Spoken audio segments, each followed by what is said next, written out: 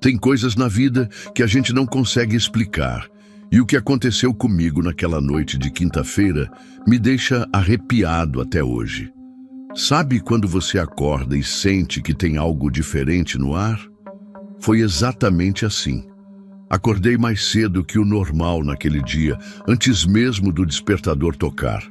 O café da manhã não descia direito e minha esposa até estranhou, porque normalmente eu como bem antes de ir para o plantão. Ela é dessas pessoas bem religiosas, sabe? Daquelas que acendem vela quando estão preocupadas. Cheguei mais cedo na base do SAMU, onde trabalho como socorrista há mais de 10 anos.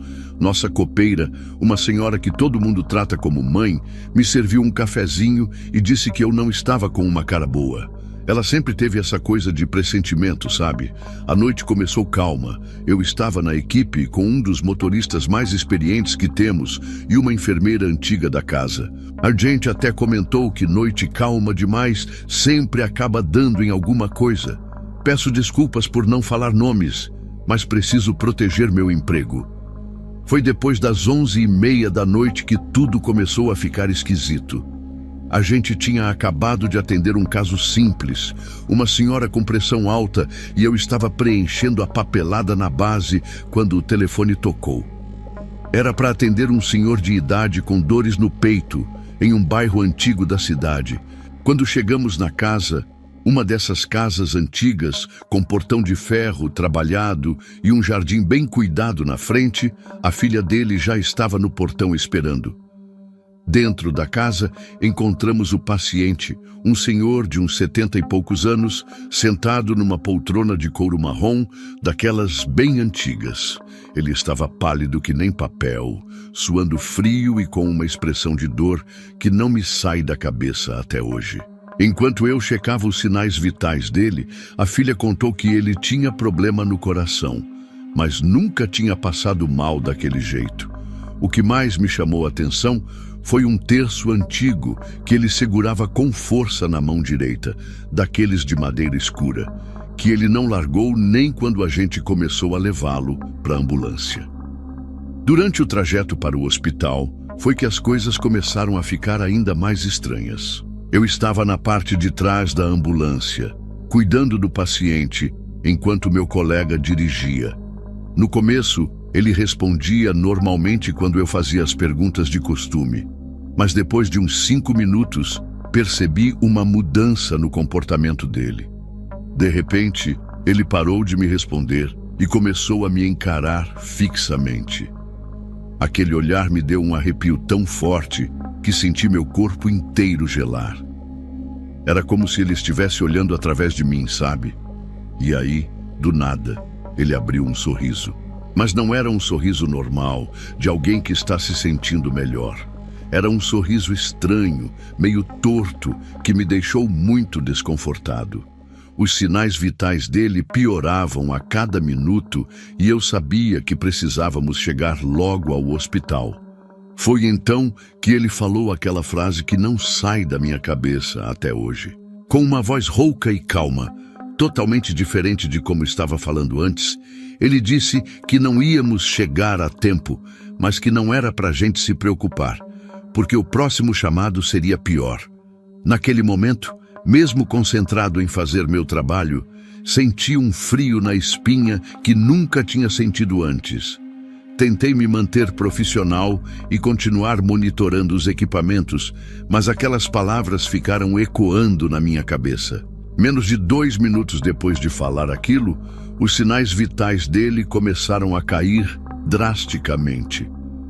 Fiz tudo o que o protocolo manda, tentei todos os procedimentos de emergência que aprendi em tantos anos de profissão, mas não teve jeito. Ele teve uma parada cardíaca e por mais que a gente tenha tentado reanimar, não conseguimos trazer ele de volta. Isso nunca é fácil para gente que trabalha na área. Mas aquela situação toda tinha algo diferente, algo que me deixava muito inquieto. Mal tive tempo de processar o que tinha acontecido quando o rádio tocou. Era a central, informando sobre um acidente grave.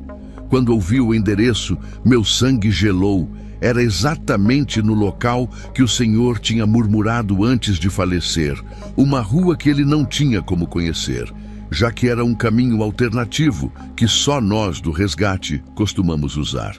A gente nem tinha terminado de fazer todos os procedimentos necessários depois do falecimento do Senhor, mas a central insistia que precisávamos atender esse outro chamado com urgência. Era um acidente grave, disseram. Meu colega motorista olhou para mim com uma cara de preocupação. Ele também tinha ouvido o que o senhor falou minutos antes. A gente se conhece há tanto tempo que não precisou nem dizer nada. Fizemos o que tinha que ser feito com o corpo e seguimos para o local do acidente. Durante todo o caminho, eu fiquei pensando em como aquilo era possível, como que aquele senhor sabia e por que ele disse que seria pior. Minha cabeça estava a mil, mas eu tentava me concentrar para atender o próximo chamado. O rádio não parava de tocar, a central dando mais detalhes. Eram 3 carros envolvidos e, pelo jeito, a coisa era séria mesmo. Quando a gente chegou no local, que era exatamente onde o senhor tinha falado, eu quase não acreditei no que estava vendo.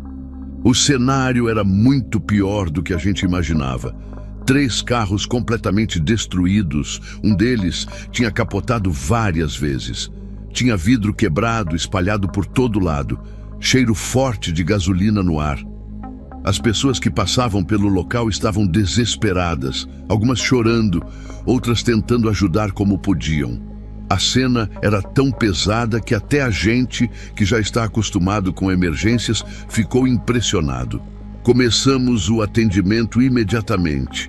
Tinha várias vítimas presas nas ferragens, algumas em estado grave.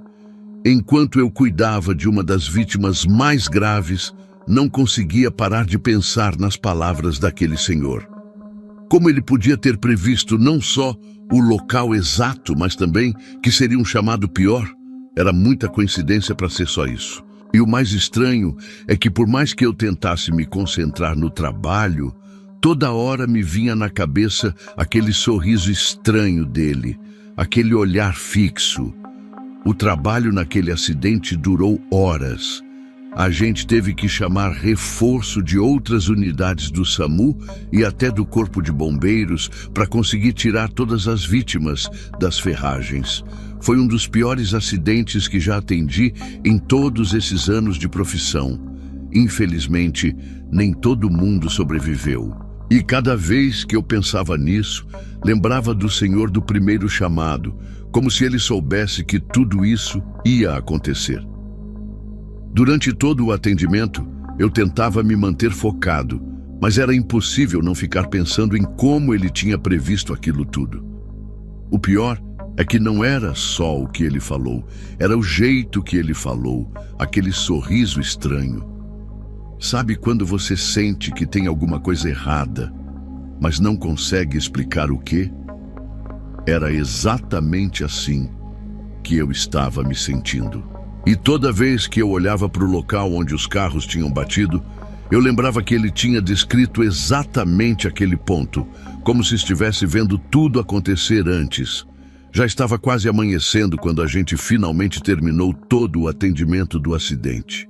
Voltei para a base completamente exausto, mas não conseguia parar de pensar em tudo que tinha acontecido naquela noite. Tentei conversar com meus colegas sobre isso, mas percebi que eles também estavam meio assustados e preferiram não tocar muito no assunto. Desde aquele dia, toda vez que recebo um chamado parecido, fico com aquela sensação estranha. Já se passaram alguns meses, mas até hoje não consigo entender o que aconteceu naquela noite. Como que aquele senhor sabia? Por que ele decidiu contar justo para mim? São perguntas que acho que nunca vou ter resposta. O que eu sei é que depois daquela noite, passei a olhar diferente para cada paciente que atendo, principalmente os mais idosos. Nunca mais consegui esquecer aquele olhar, aquele sorriso estranho e principalmente aquelas palavras que ele disse antes de partir. Como já é de costume nessa profissão, tive que voltar a trabalhar nos dias seguintes. Mas confesso que estava diferente, mais atento a cada detalhe dos pacientes que a gente atendia.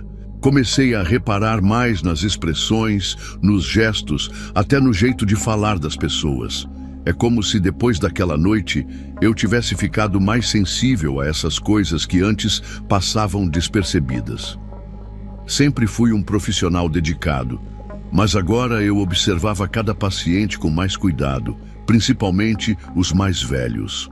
Não conseguia evitar, toda vez que entrava numa casa parecida com a daquele senhor, ou quando atendia alguém da idade dele, aquela lembrança voltava com força.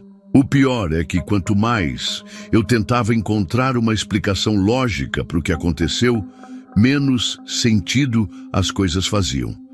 Como alguém que nunca tinha passado por aquele caminho podia saber exatamente onde ia acontecer um acidente tão grave? E por que ele escolheu contar isso justo para mim, daquele jeito tão estranho? Já peguei vários casos complicados depois daquele dia, mas nenhum igual.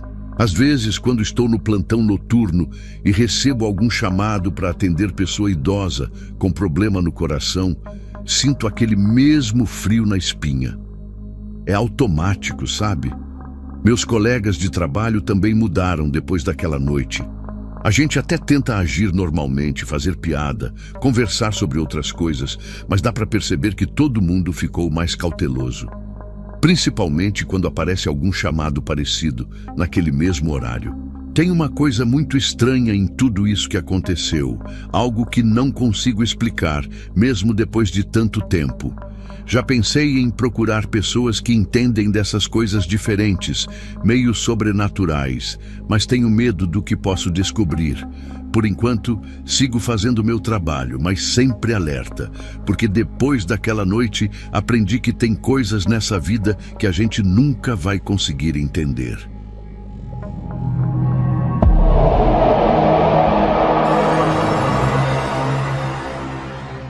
Eu estava terminando de jantar, antes de ir para o plantão no SAMU, e minha mãe até falou para eu não sair de casa porque tinha sonhado com água suja.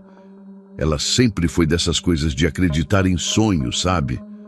Mas eu precisava trabalhar, né? Aí fui mesmo assim. Cheguei no trabalho, troquei de roupa, coloquei o uniforme do SAMU e fiquei esperando as outras pessoas da equipe chegarem. Era uma noite bem fria, dessas que dá até uma sensação estranha. O pessoal mais antigo do SAMU sempre falava que nas noites frias acontecia mais coisa esquisita, mas eu nunca dei muita bola para isso. Nesse dia, eu estava de plantão com mais 2 colegas, uma técnica de enfermagem e um motorista. A gente já tinha feito 3 atendimentos bem tranquilos, coisa do dia a dia mesmo, tipo pressão alta, uma senhora com dor no peito, essas coisas que a gente está acostumado. Foi mais ou menos umas 3 da madrugada que tudo começou a ficar diferente. A gente estava lá na base, tomando um café para espantar o sono, quando chegou uma chamada sobre uma moça que tinha desmaiado na frente de uma padaria antiga do centro. Todo mundo conhece essa padaria. É uma daquelas bem antigas mesmo, que tem desde que a cidade era pequena. O lugar tem até umas histórias que o povo conta, dessas de assombração, mas eu nunca dei muita importância. Quando a gente chegou lá, já vi que tinha alguma coisa estranha. A rua estava mais escura que o normal. Parecia que todos os postes perto da padaria estavam queimados. Era tão escuro que a gente precisou usar a lanterna para achar a paciente. Ela estava sentada na calçada, com um vestido branco todo sujo de terra, mas não tinha terra nenhuma por perto. O mais esquisito é que, mesmo sendo uma madrugada bem gelada, ela não tremia nem nada. Ficava só olhando fixo para a porta da padaria, como se tivesse alguém lá, mas a padaria estava toda fechada, escura e vazia. Nossa, quando a gente foi atender ela, a coisa ficou ainda mais estranha. A técnica de enfermagem começou a fazer as perguntas de sempre, tipo nome, idade, se tinha algum problema de saúde, mas a moça só respondia olhando para a porta da padaria. A voz dela era tão baixinha que a gente tinha que se esforçar para ouvir.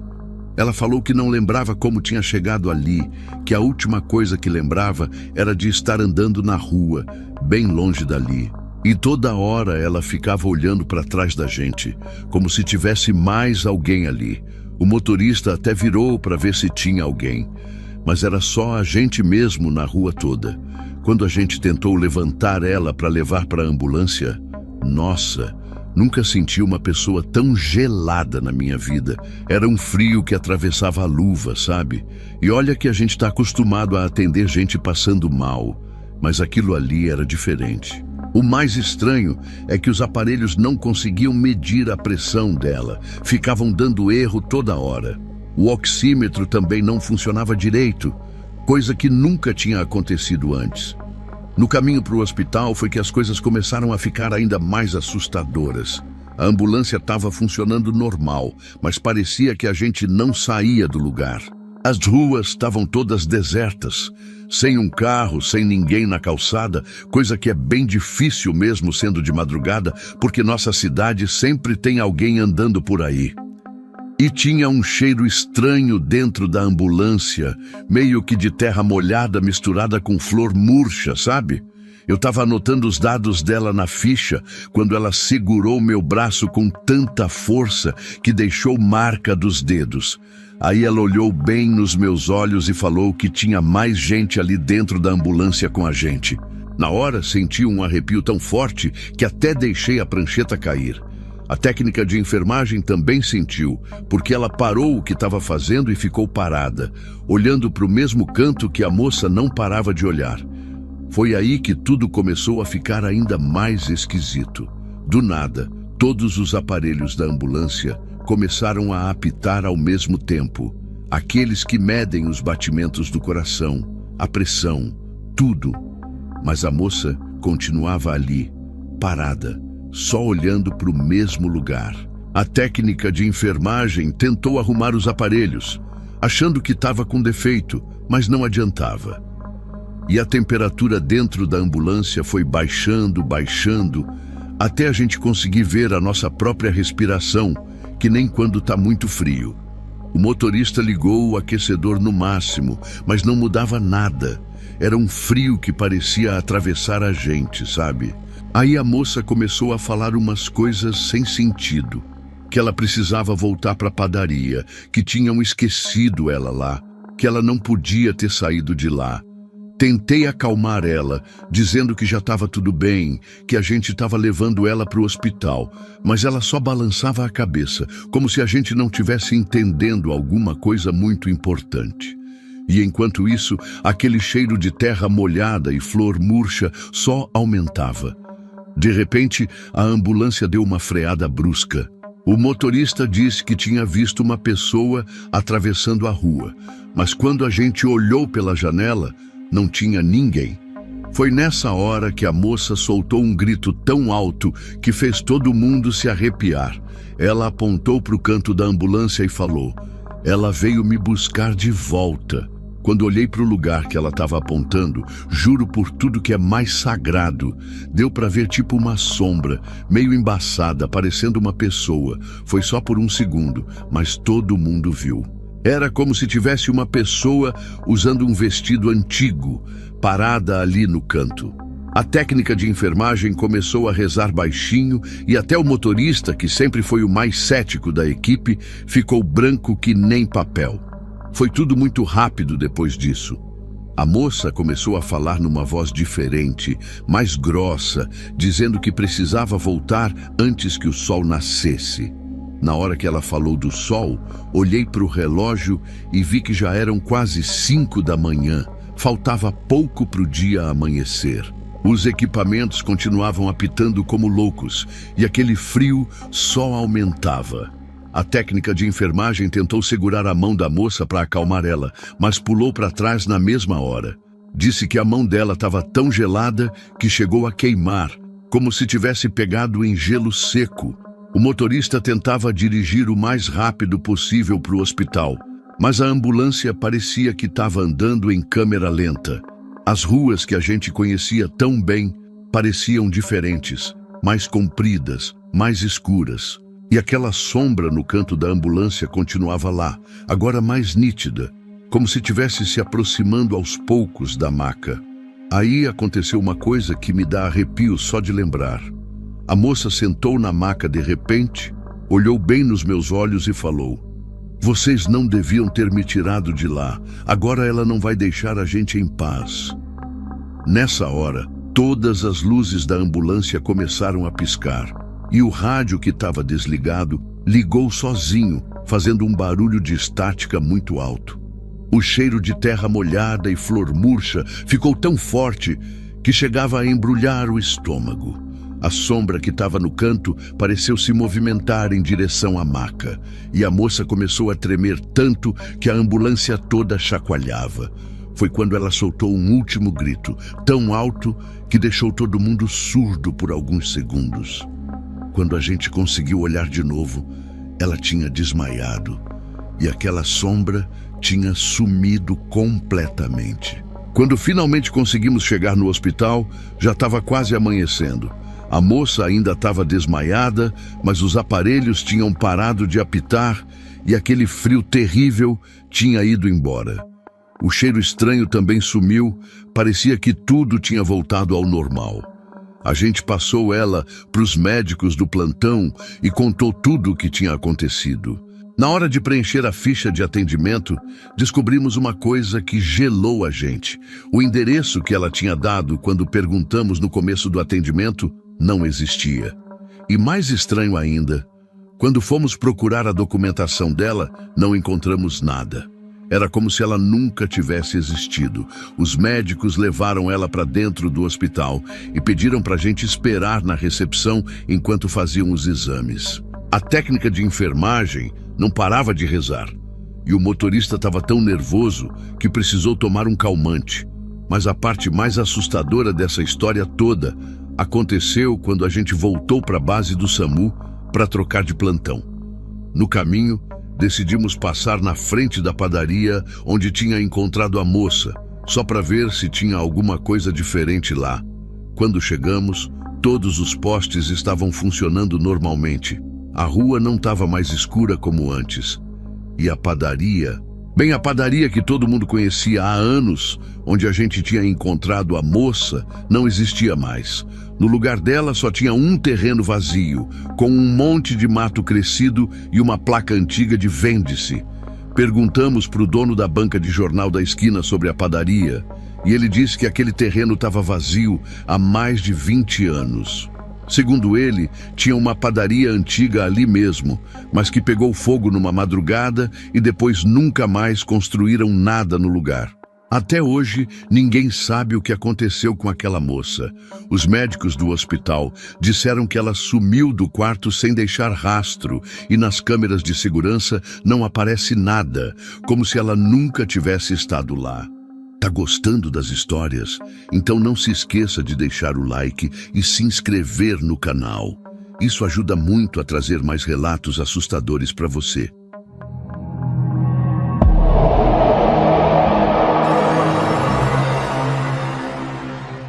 Esse caso que vou contar aqui mudou minha forma de ver as coisas. Sabe quando a gente acha que já viu de tudo na vida? Pois é, eu também pensava assim.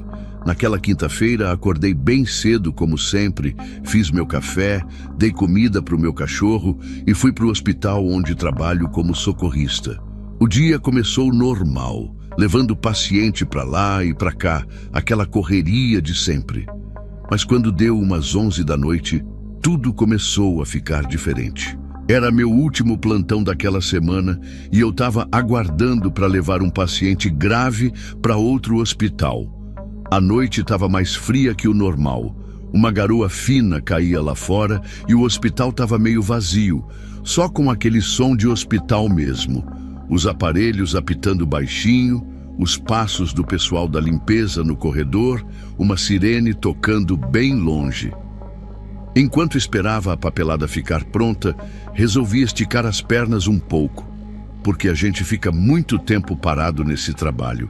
Aí, quando estava andando por aqueles corredores todos iluminados, com aquela luz branca forte, acabei chegando perto da ala infantil. O corredor estava bem quieto, só dava para ouvir o som da televisão vindo de um dos quartos. Foi nessa hora que comecei a sentir um arrepio esquisito na nuca, sabe? Aquela sensação de que tem alguma coisa diferente no ar. E não é que tinha mesmo? Bem ali, no fim do corredor, perto de uma janela grande que dava para o pátio, vi um menino sentado no chão brincando com uns carrinhos. O mais estranho é que aquela área ficava bem em frente ao posto de enfermagem, mas não tinha nenhuma enfermeira por ali, o que não era normal.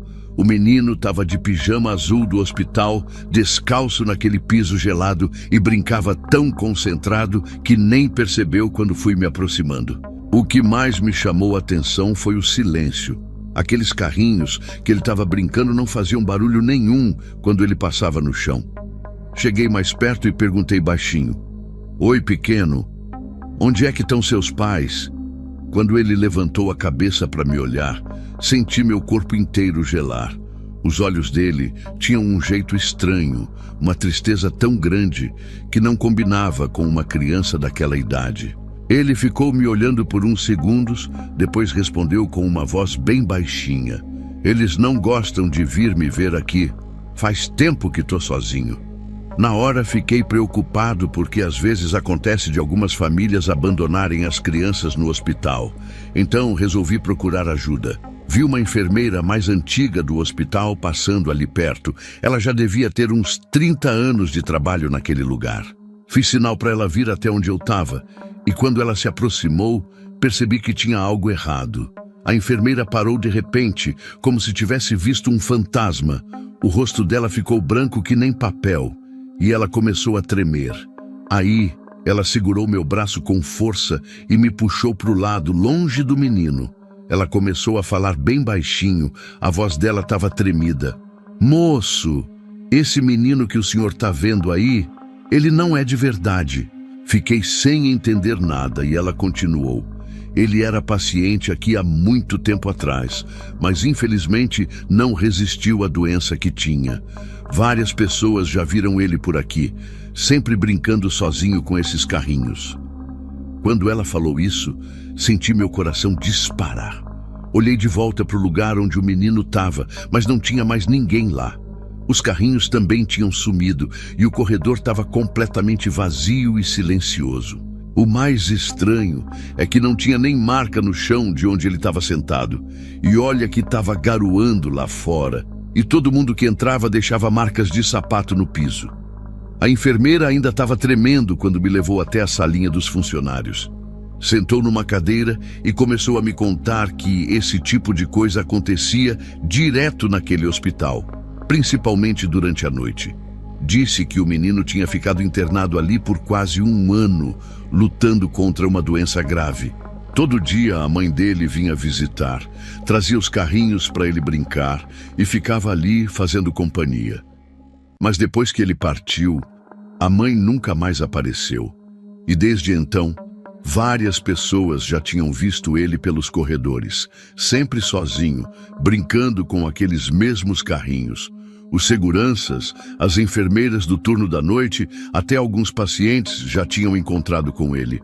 O mais impressionante é que todo mundo descrevia a mesma coisa. O pijama azul, o jeito triste de olhar e aquele silêncio todo quando ele brincava com os carrinhos no chão. Enquanto ela falava, comecei a lembrar de outras coisas estranhas que tinha notado e não tinha dado importância. Tipo o fato de que aquela área do hospital estava sempre mais fria que o resto, mesmo no verão. E também que às vezes, quando passava por ali durante a noite, escutava um barulhinho de carrinho de brinquedo, mas quando ia ver, não tinha ninguém. Uma das faxineiras até já tinha comentado que sempre encontrava marquinhas pequenas no chão recém-encerado daquele corredor, como se alguém tivesse passado por ali descalço. Mas quando ia seguir as marcas, elas simplesmente sumiam, assim do nada. E agora tudo aquilo começava a fazer sentido, sabe? Era como se todas aquelas coisas estranhas tivessem finalmente se juntado num quebra-cabeça. Fiquei um tempão ali na salinha, conversando com a enfermeira. Ela me contou que já tinha acontecido outras coisas estranhas naquele hospital, mas nada tão impressionante quanto o menino dos carrinhos. Disse que algumas enfermeiras mais antigas até evitavam passar sozinhas por aquele corredor durante a noite e que sempre deixavam uma luz acesa na área do posto de enfermagem. O mais curioso é que ela falou que as aparições eram mais frequentes em dias de chuva, igual naquela noite. Enquanto ela contava essas coisas todas, a gente ouvia o barulho da garoa batendo na janela e, de vez em quando, um trovão meio distante. Foi aí que me lembrei do paciente que eu tinha que transportar e levantei na hora, preocupado com o tempo que tinha passado ali. Quando voltei para o local onde o paciente estava aguardando, uma das técnicas de enfermagem perguntou onde eu tinha me metido por tanto tempo. Contei para ela o que tinha acontecido e ela nem pareceu muito surpresa. Falou que já tinha ouvido histórias parecidas de outros funcionários, principalmente do pessoal que trabalhava há mais tempo no hospital. Enquanto preparava o paciente para o transporte, não conseguia parar de pensar no rostinho triste daquele menino, na solidão que ele parecia carregar. Tentei me concentrar no trabalho, mas toda hora meus pensamentos voltavam para aquela cena no corredor. O mais estranho é que, depois daquela noite, nunca mais vi o menino, por mais que sempre passasse por aquele mesmo corredor nos meus plantões. Mas às vezes, quando tá assim meio chuvoso e silencioso, ainda escuto um barulhinho de carrinho vindo lá do fundo do corredor.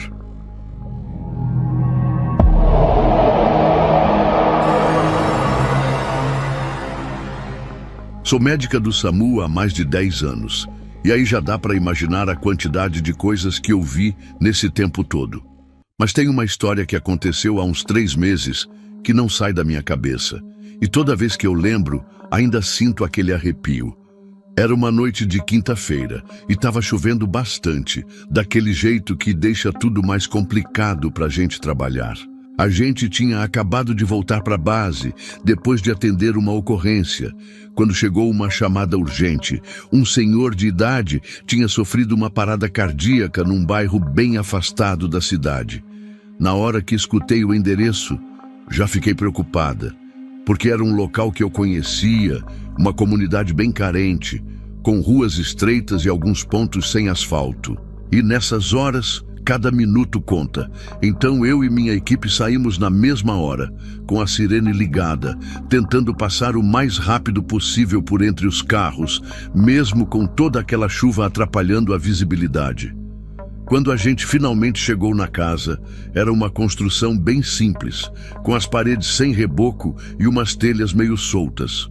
Uma vizinha estava na porta esperando por nós, e foi logo apontando o caminho. Entramos correndo e encontramos o senhor caído no chão da sala. E a esposa dele, uma senhora bem velhinha, estava ajoelhada do lado dele, tentando fazer massagem cardíaca do jeito dela, toda desesperada. O lugar era pequeno, mal iluminado, só tinha uma lâmpada fraca pendurada no teto. E estava um pouco abafado. A gente teve que afastar uns móveis para conseguir trabalhar direito, e aí começamos os procedimentos de reanimação. Era uma situação bem difícil, porque além do espaço apertado, a gente tinha que tomar cuidado para não esbarrar nas coisas e ainda tentar acalmar a senhora, que não parava de chorar e de pedir para a gente salvar o marido dela. Ela ficava repetindo que eles estavam juntos há mais de 50 anos e que não sabia viver sem ele. A gente tentou de tudo durante aqueles minutos que pareciam uma eternidade. Eu aplicava as técnicas de reanimação junto com minha equipe, mas o quadro dele era muito grave. O coração não reagia aos estímulos e os sinais vitais continuavam fracos. Nessas horas é muito difícil manter o profissionalismo, porque a gente vê o sofrimento da família e acaba se envolvendo também. A esposa dele segurava 1/3 nas mãos trêmulas e rezava baixinho enquanto a gente continuava tentando. O tempo ia passando e eu já começava a sentir aquele peso no peito, aquela sensação que todo profissional da saúde conhece quando percebe que, infelizmente, não vai conseguir reverter a situação.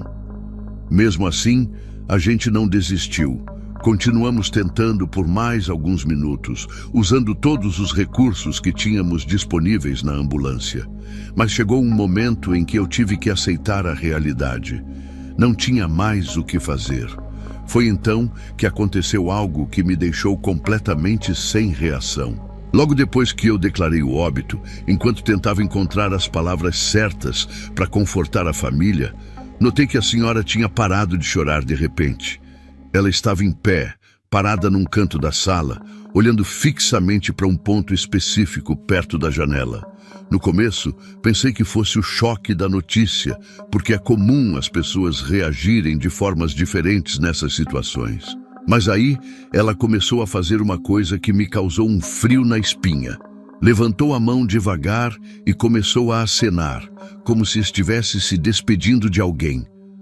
As lágrimas escorriam pelo rosto dela, mas ela tinha um pequeno sorriso nos lábios.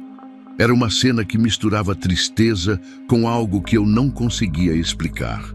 Me aproximei dela devagar, preocupada com seu estado emocional, e perguntei se estava tudo bem.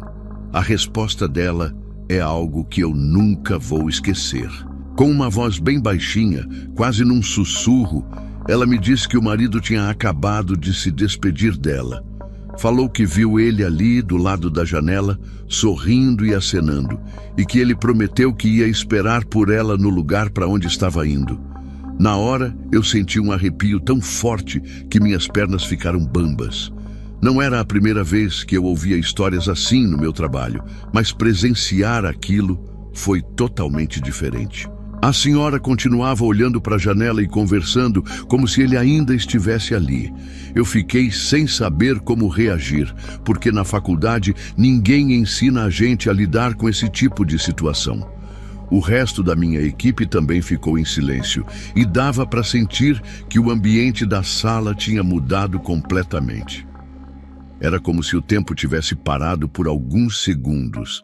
E mesmo com todo o barulho da chuva lá fora, parecia que a gente estava num lugar suspenso, separado do resto do mundo. Depois daquele momento, a senhora sentou no sofá velho da sala e começou a contar histórias sobre a vida dos dois.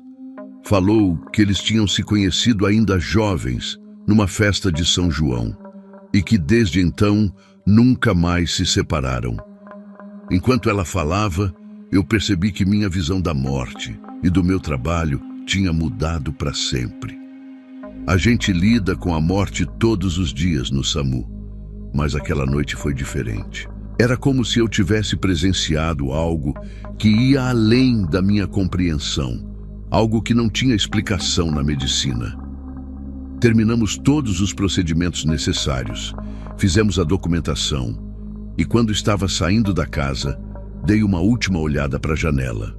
Não vi nada diferente, claro, mas desde aquele dia, toda vez que atendo uma ocorrência parecida, não consigo deixar de pensar no que aconteceu naquela noite chuvosa, num bairro simples da cidade, onde presenciei algo que nunca vou conseguir explicar.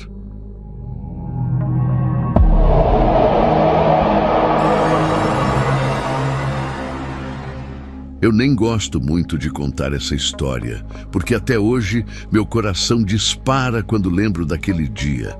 Era uma terça-feira do mês de maio, bem na época que começa a esfriar aqui no sul.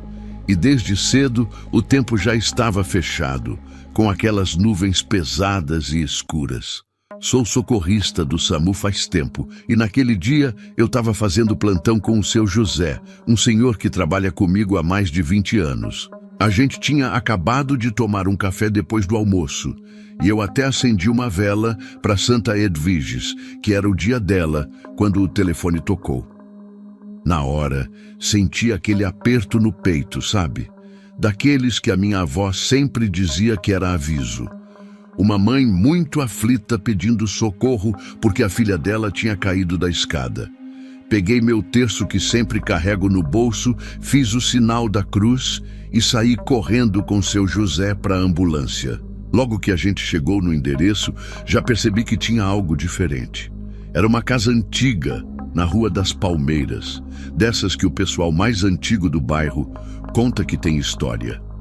Dona Maria, A mãe da menina, uma senhora de uns 40 anos, veio correndo abrir o portão de ferro. Ela tremia tanto que mal conseguia girar a chave. Quando entramos, a primeira coisa que senti foi aquele frio estranho, mesmo todas as janelas estando fechadas por causa da chuva. A pequena Ana Clara, que devia ter uns 7 anos, estava deitada no sofá da sala, um sofá vermelho bem antigo. O que me chamou a atenção foi que ela não chorava de dor, que é o normal numa queda. Ela só ficava olhando fixamente para o corredor escuro, como se tivesse alguém lá. Do meu lado, seu José, que é dessas pessoas que percebem as coisas, fez o sinal da cruz sem ninguém ver. E foi aí que tudo começou a ficar mais esquisito. Enquanto eu me aproximava para examinar a Ana Clara, ela começou a falar baixinho, mas dava para perceber que estava apavorada. Ele me empurrou, tio. O Tobias me empurrou. Na hora olhei para o seu José, que já estava checando os sinais vitais dela. O pai da menina, seu Antônio, um homem alto que estava na porta da sala o tempo todo, ficou branco que nem papel quando ouviu esse nome. Dona Maria começou a rezar um Pai Nosso ali mesmo, daquele jeito que só gente mais velha sabe fazer quando sente que tem algo errado. Enquanto isso, eu tentava acalmar a menina, dizendo que estava tudo bem, que a gente ia cuidar dela. Mas toda vez que eu falava isso, ela apontava para o corredor e dizia: mas ele ainda está ali, está usando aquela roupa azul da escola. O que me deu mais medo foi que toda vez que ela apontava para o corredor, dava para sentir uma rajada de vento gelado, mesmo a casa estando toda fechada por causa da chuva que não parava de cair lá fora. Na hora de examinar o machucado, vi que ela tinha um roxo grande nas costas, daqueles que só acontece quando alguém é empurrado com força. E foi aí que seu Antônio, ainda tremendo, começou a contar uma história que fez meu sangue gelar. Ele tinha comprado aquela casa fazia 3 meses, por um preço bem abaixo do mercado, coisa que na hora pareceu uma barganha boa demais.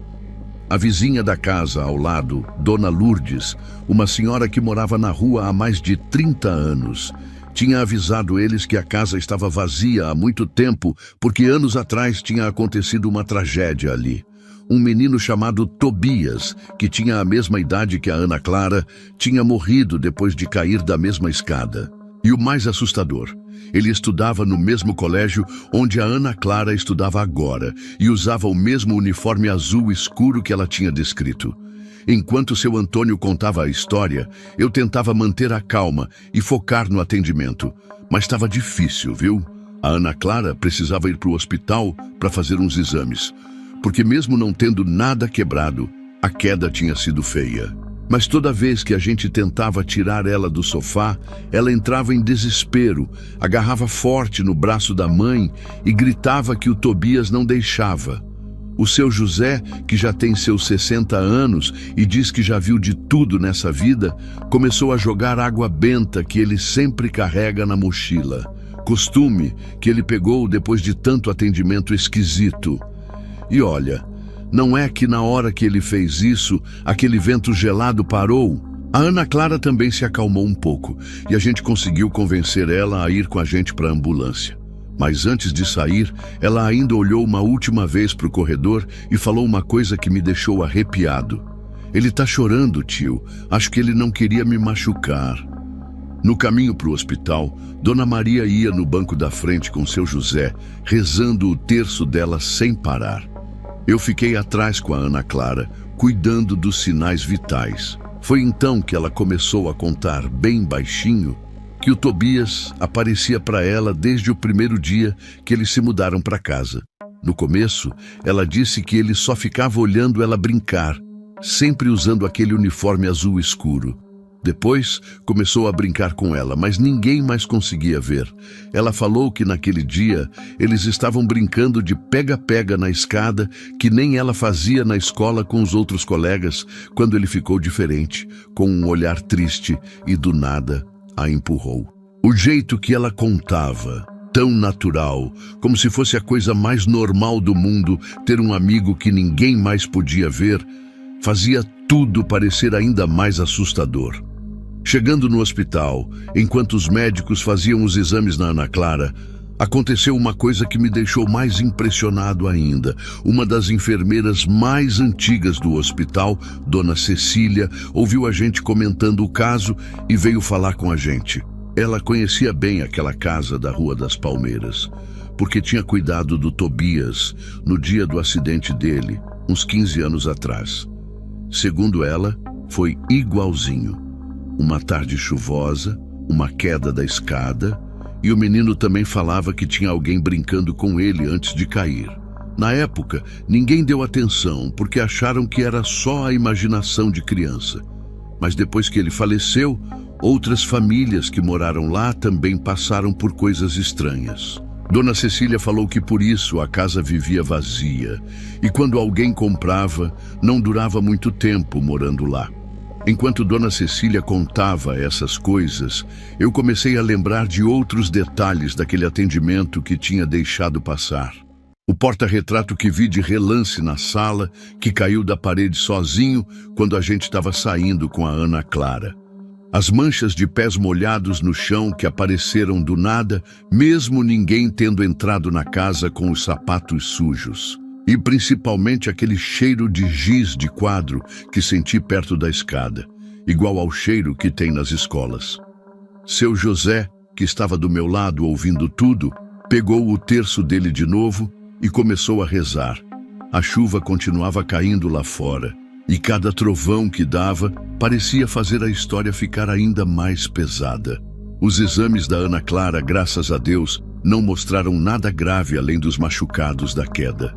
Mas quando o médico liberou ela para voltar para casa, Dona Maria começou a chorar, dizendo que não queria voltar para lá. Foi aí que seu Antônio contou que já tinha percebido outras coisas estranhas acontecendo, mas não tinha falado nada para não assustar a família. Ele disse que sempre que chegava do trabalho, encontrava os brinquedos da Ana Clara espalhados pela escada, mesmo a Dona Maria garantindo que tinha guardado tudo. E toda noite, mais ou menos na hora que as escolas costumam terminar as aulas, dava para ouvir passos subindo e descendo a escada, mesmo todo mundo já estando em casa. Até o cachorro deles, o Rex, ficava agitado nessa hora, latindo pro nada e abanando o rabo como se tivesse alguém ali brincando com ele. Antes de ir embora do hospital, a Ana Clara me chamou no cantinho e falou uma coisa que até hoje me dá arrepio quando lembro. Ela disse que o Tobias tinha pedido desculpas depois que ela caiu, que ele só queria um amigo para brincar porque se sentia muito sozinho e que não sabia que ia machucar ela daquele jeito. Falou também que ele aparecia mais nos dias de chuva, porque foi num dia assim que ele tinha se machucado. Nessa hora, começou a cair mais uma pancada de chuva lá fora, e todas as luzes do corredor do hospital piscaram ao mesmo tempo. Seu José, que estava perto da gente, só balançou a cabeça e disse baixinho: "Tem coisas nesse mundo que a gente não consegue explicar, só respeitar."